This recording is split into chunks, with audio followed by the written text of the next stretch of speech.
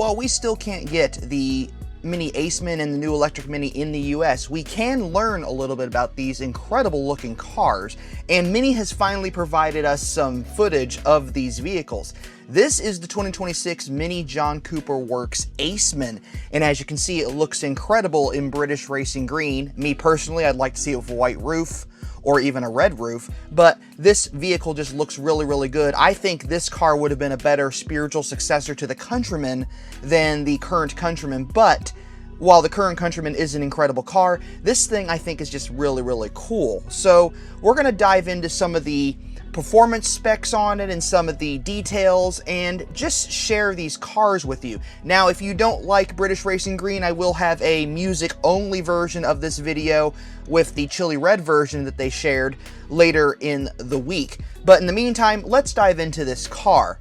Now, as far as powertrain goes, we are looking at a front-mounted permanent magnet synchronous electric motor with an output of 255 horsepower, which is pretty good for an electric car. Now, that's 190 kilowatts if you are in the metric world. Torque specs, we're looking at 258 pound-feet of torque or 350 newton meters. That's still incredibly good as well. Acceleration, 0 to 100 kilometers per hour or 0 to 62 is 6.4 seconds. Pretty quick for an electric car, with the top speed of around 124 miles per hour, which is slower than the normal Mini Cooper range at about 145 to 150 usually, but 124 miles per hour or 200 kilometers per hour for an electric car is not unheard of. As far as battery and charging, we are looking at a capacity of 54.2 kilowatt hours and a usable output of 49.2 kilowatt hours with an estimated range of 214 to 221 miles, which is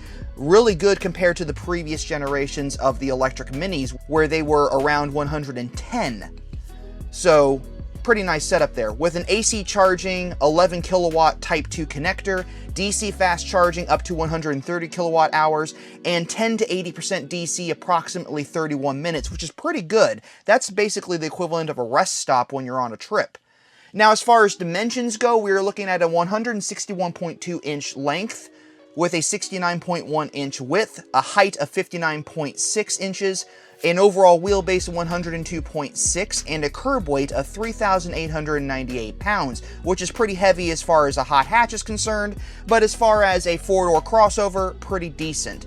Chassis setup, we are looking at a Sport Tune setup with JCW specific calibration, upgraded braking system with the red painted calipers, of course, and unique 19-inch wheels.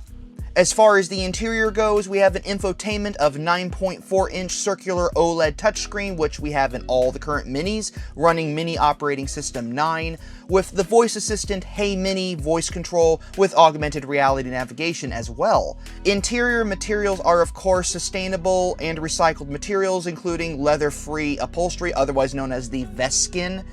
Pretty nice material overall. And as far as driver assistance, we are looking at features like Parking Assistant Plus and Adaptive Cruise Control, just little things like that, but otherwise it's a great car. Now, as far as pricing goes, we are not going to be getting these cars in the United States, so while an estimated price of $39,000 with higher trims hitting $50,000 wouldn't have been unthinkable, we are unfortunately not getting the cars in the US due to the tariffs on Chinese products, and these vehicles are manufactured in China, so unfortunately we will not be seeing these cars. But at the time they were expected to enter the US market sometime in 2025, 2026, that has not happened. But we do get a chance to look at the vehicle, so let's dive into the details as we've been looking at this car. And overall, I think the aesthetics of it are really, really good, very angular, very reminiscent almost of the R60 Countryman. Very clean lines. The red accents are very nice as well. Those aren't my favorite wheels on this car, but they do have another version of the JCW wheel that I think looks quite good on this vehicle. The JCW badging looks very nice as well. The gloss black trim I wasn't necessarily a fan of, but after seeing it on several vehicles and really getting a good look at it, I tend to think it really works with the John Cooper Works branding. And this car just looks really good, really aggressive. I would have loved to have seen this vehicle in the US and have a chance to drive it. I just think the overall aesthetic is very modern, but at the same time recognizable as a Mini, especially as a crossover Mini. I happen to think that this vehicle would have been the perfect replacement for the Clubman, perhaps, or even call it the Clubman, I don't know. Now, as far as the interior goes, I love the JCW bucket seats, and I love the fact that you can get them in other trims as well. The dashboard is very clean, very tidy, very organized, very simple, very minimalist. I lately really like clean lines and minimal detailing, so this looks really good to me. And the coloring is just very nice as well. That red detailing on the dash just really pops.